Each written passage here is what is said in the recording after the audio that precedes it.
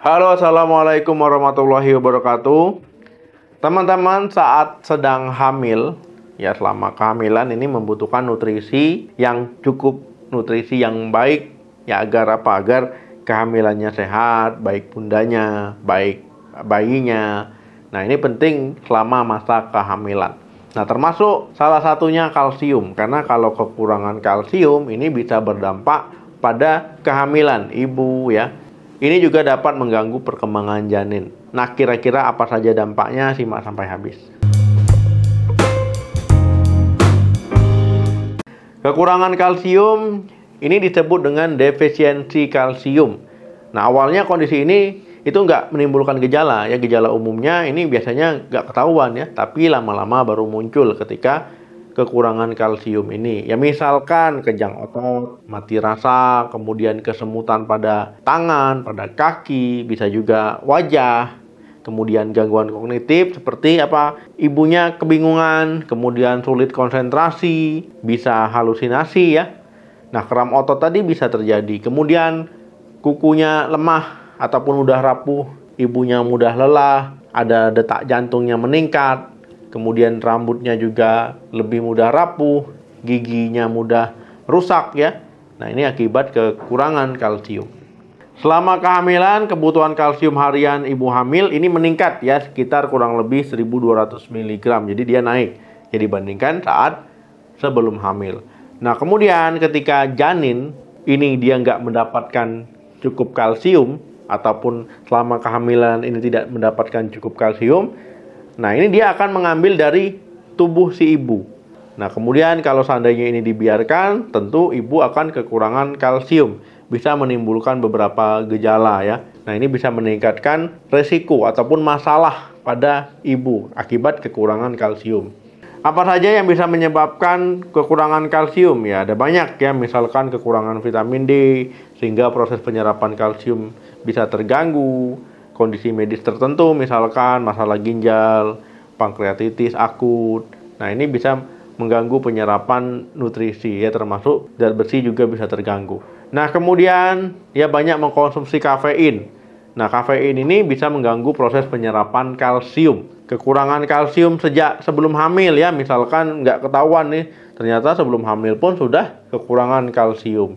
Jadi perlu memilih makanan yang tepat supaya apa? Supaya tidak kekurangan kalsium sebelum hamil.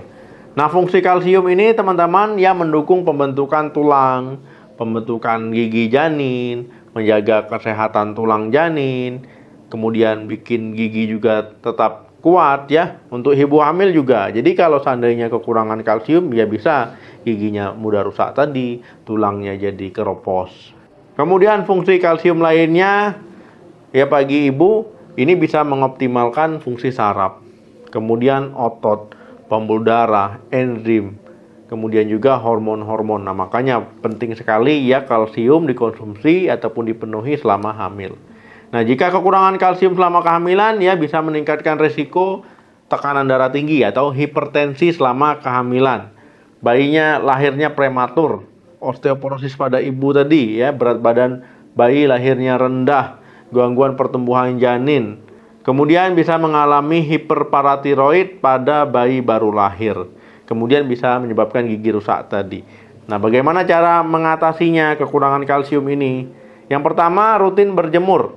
Nah, kenapa rutin berjemur? Karena kalau kita berjemur ini kan bagus ya. Vitamin D ini memiliki peranan penting dalam proses penyerapan kalsium di dalam tubuh. Jadi kita perlu menaikkan ataupun menormalkan kadar vitamin D. Nah, semakin efektif penyerapan kalsium, semakin kecil juga risiko terjadinya kekurangan kalsium. Nah, jadi teman-teman penting ya berjemur di pagi hari supaya tubuh memproduksi vitamin D ya 10-15 menit, atau teman-teman ya bisa konsumsi suplemen yang mengandung vitamin D. Yang kedua, atur menu makanan.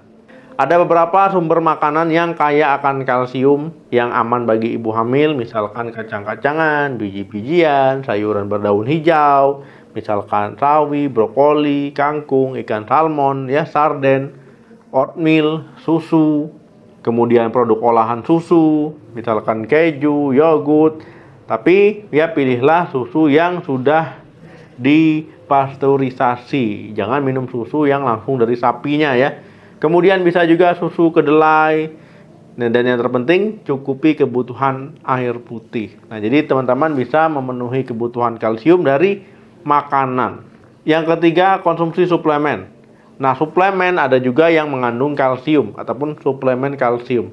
Tapi ini dikonsumsi sebaiknya sesuai dengan arahan dari dokter. Jadi perlu konsultasi dulu. Dok, kira-kira saya butuh kalsiumnya berapa? Kira-kira butuh suplemen atau cukup dari makanan? Nah, ini perlu konsultasi karena bisa saja hanya dari makanan, bisa juga harus dari bantuan suplemen. Umumnya ibu hamil untuk konsumsi suplemen itu 1,5 sampai 2 gram. Ya, tapi disesuaikan dengan kebutuhan masing-masing. Yang keempat, gaya hidup sehat. Nah, gaya hidup sehat penting ya.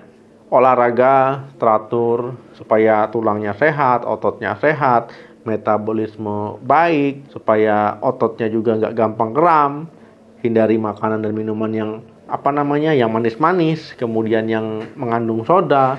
Jangan konsumsi terlalu banyak, apalagi alkohol. Hindari asap rokok, jangan merokok. Istirahat cukup, ya, kelola stres dengan baik, penuhi kebutuhan gizi selama hamil. Jadi poinnya adalah apa yang dikonsumsi selama hamil itu akan memberikan dampak pada kehamilannya, ibunya, janinnya. Jadi jangan sampai kekurangan nutrisi yang terlalu signifikan. Oke teman-teman, terima kasih yang sudah nonton video sampai habis. Jangan lupa di like, di share, di subscribe channel ini. Sampai ketemu lagi, salam sehat, sampai jumpa.